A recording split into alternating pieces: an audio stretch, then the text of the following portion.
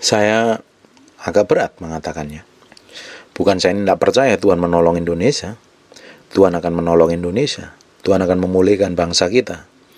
Tapi di sisi lain, hal buruk akan tetap terjadi buat bangsa ini. Saya sudah ngomong beberapa minggu yang lalu, kita harus ambil bagian di dalamnya. Nanti pasti juga ada orang komentar, kalau Bapak udah tahu ngapain gak berdoa? Saya berdoa tiap hari untuk bangsa ini. Tapi memang akan diizinkan hal-hal buruk terjadi karena satu dan lain hal yang kita nggak tahu penyebabnya apa. Tapi kita percaya bangsa kita ini akan dipulihkan Tuhan, benar-benar dipulihkan Tuhan. Untuk beberapa sampai tahun ini berakhir, sampai tahun depan kita akan masih memasuki masa sulit. Kita akan masih memasukin masa-masa kelam. Masih banyak eksiden, akan terjadi kematian yang tinggi, terjadi kejadian-kejadian manusia yang tambah jahat, dan tambah kondisi seperti ini, banyak pembunuhan, banyak kelakuan orang yang aneh-aneh. Kita berdoalah tidak terjadi untuk bangsa ini. Tapi sudah 3 minggu, hampir sebulan yang lalu saya merasakan ada hal buruk yang akan terjadi buat bangsa ini. Dan setelah itu benar-benar kejadian sampai hari ini. Untuk kedepannya, untuk besok yang akan datang, kita berdoa benar-benar dipulihkan total. Biar benar-benar mengalami pemulihan, bangsa ini diubah Tuhan. Kita menjadi orang Kristen yang hidup takut akan Tuhan. Kita harusnya bergerak terus, berjalan terus, semakin hari bahkan seperti Yesus Kristus Tuhan. Tapi di sisi lain, orang-orang dunia akan tambah jahat, tambah egois, tambah kasar, tambah sadis. Orang-orang dunia tambah kejam. Tapi di sisi lain, anak-anak Tuhan semakin dipakai Tuhan, karakternya semakin diubahkan, hidupnya menjadi berkat bagi banyak orang. Nah, itu yang penting. Karena kita harus berjalan dari kemuliaan kepada kemuliaan, dari iman kepada iman. Kita harus di 2 Korintus pasal yang ketiga 18. Dan kita semua mencerminkan kemuliaan Tuhan. Kita semua hari ini yang sudah lahir baru mencerminkan kemuliaan Tuhan. Kita yang sudah lahir baru, yang sudah hidup menyerahkan sepenuhnya kepada Tuhan, hati pikiran kita kepada Tuhan. Di 2 Korintus 3:18, dan kita semua mencerminkan kemuliaan Tuhan dengan muka yang tidak terselubung. Harusnya orang dunia itu bisa melihat kemuliaan Tuhan dalam diri kita kalau kita ini mencerminkan kemuliaan Tuhan.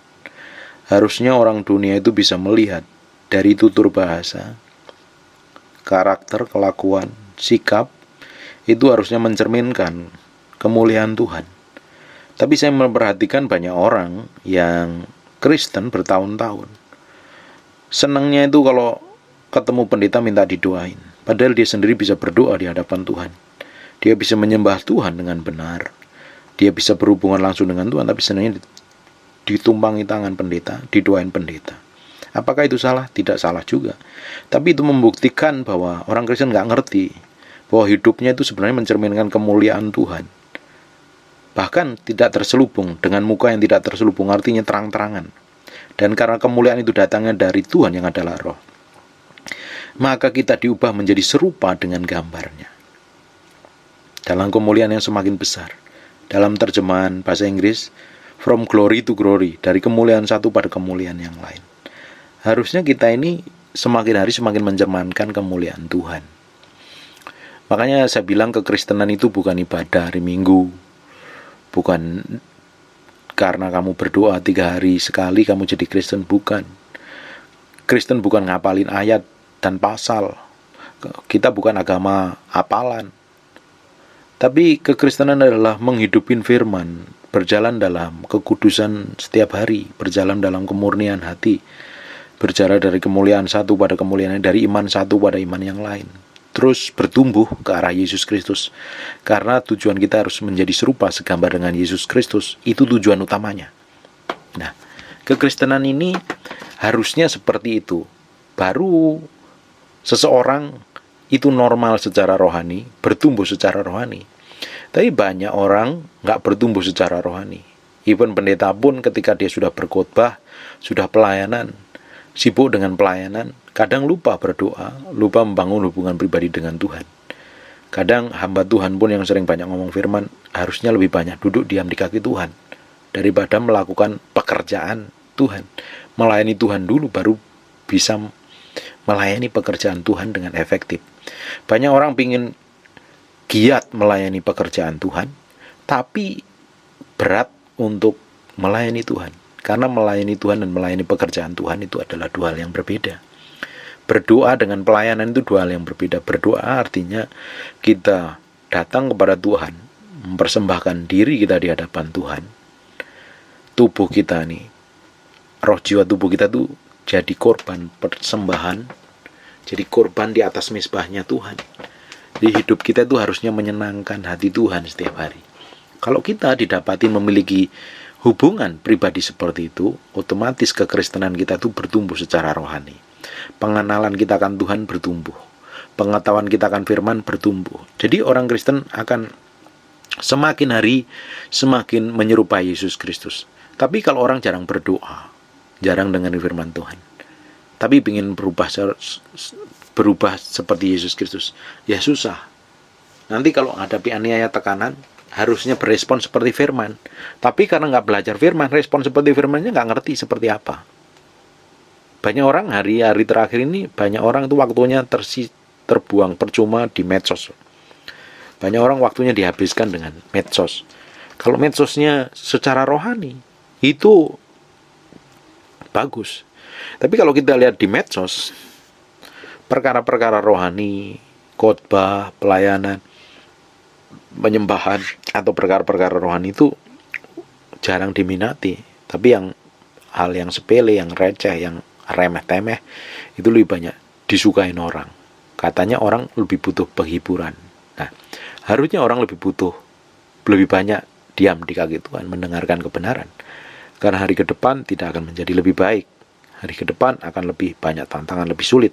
Tahun ini saja kita belum mengalami perubahan yang signifikan sampai akhir tahun. Tapi kita percaya, orang-orang percaya anak-anak Tuhan akan dipelihara dan dijagain Tuhan. Tapi bangsa ini masih dalam kondisi struggle, kondisi berjuang. Nah, kita pun juga harus taatin peraturan yang ada. Kita harus jaga imun tubuh, kesehatan.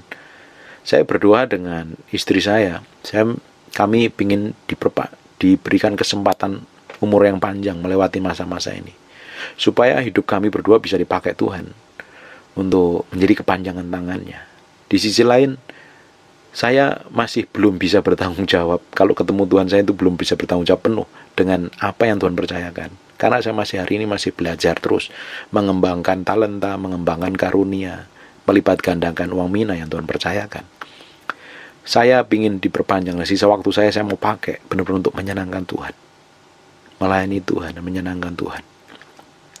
Kita harus bertumbuh hari ke hari, tidak hanya sekedar dengar khotbah dan nggak melakukan apa-apa. Bukti nyata kalau kita ini memiliki hubungan dekat dengan Tuhan, kedalaman dengan Tuhan, kita tuh hidup benar di hadapan Tuhan, mengikuti maunya, caranya, ritme cara kerjanya. Dan hidup kita harus menyenangkan Tuhan, didapati menjadi orang-orang kesayangan Tuhan. Kita harus berjalan setiap hari dari kemuliaan satu kepada kemuliaan yang lain. Terus bertambah. Hari ini dalam kemuliaan, besok dalam kemuliaan, besok dalam kemuliaan, lusa dalam kemuliaan, tahun depan, minggu depan, bulan depan. Terus dalam kemuliaan Tuhan. Hari ini berjalan dalam iman, besok dalam iman, minggu depan dalam iman. Terus hari ini dalam doa, besok dalam doa. Terus. Jadi ada pertumbuhan secara signifikan. Tapi kalau kita ini nggak mau peduli dengan perkara rohani, perkara diri kita, hubungan kita dengan Tuhan, ya kekristenan kita seringkali hampa dan kosong. Hanya mengejar yang kelihatan. Dan orang Kristen banyak senang yang mengejar yang kelihatan. Mengejar apa yang kelihatan itu? Ya apa ya aja yang kelihatan. Uang, kekayaan, mobil, itu bagus kok. Nggak salah kita bekerja menghasilkan uang. Nggak salah kita mengelola bisnis. Saya pun juga mengelola bisnis usaha. Tapi itu bukan tujuan utamanya. Tujuan utamanya, saya mau semua yang saya hasilkan, uang, pekerjaan, berkat-berkat, atau apapun juga yang kami terima berkat dari Tuhan, itu kita pakai untuk kemuliaan nama Tuhan. Bisa berkat buat sesama. Kalau hanya sekedar saya untuk diri saya sendiri, kepentingan saya sendiri, buat apa? tidak akan menghasilkan apa-apa. Hanya memenuhi ego dan hawa nafsu saja. Nah, kita harus mengalami pertumbuhan secara rohani. Ini apa yang saya sampaikan ini agak dalam dan tidak semua orang Kristen ngerti. Hanya orang yang bersungguh-sungguh dengan Tuhan yang akan ngerti seperti ini. Kalau Bapak Ibu ingin memiliki kedalaman dengan Tuhan, hubungan pribadi yang Tuhan dengan dalam, mengalami kepuasan di dalam hadiratnya, nyembah Tuhan, gak cukup sejam 2 jam, luangan waktu lebih banyak. Bukankah kita ini sama pemerintah dikasih waktu lebih banyak untuk diam di rumah? Jangan ada alasan lagi lah gak mau berdoa, malas baca Alkitab, malas menyembah Tuhan. Kamu malas menyembah Tuhan karena kamu banyak main TikTok, banyak main medsos, banyak main IG, ya kan? Gak ada alasan lagi. Kita tuh harus benar-benar berbeda. Baru kita didapatin mencerminkan kemuliaan Tuhan yang tidak terselubung. Orang dunia harus bisa melihat kemuliaan Tuhan yang memancar dalam diri kita. Yang memancar dalam diri kita. Orang bisa lihat, oh ini kok berbeda ya. Kalau ngadepin masalah berbeda sikapnya. Ngadepin tekanan berbeda banget. Orang tertarik dengan kita. Kayak kejujuran, ketulusan, kemurnian hati kita itu harus benar-benar orang dunia lihat. Orang dunia itu butuh Kristus. Dia nggak butuh khotbah. Dia butuh Kristus yang manifestasi melalui hidup kita, melalui kelakuan kita, melalui karakter kita. Orang dunia itu nggak perlu diguruin, nggak diajarin.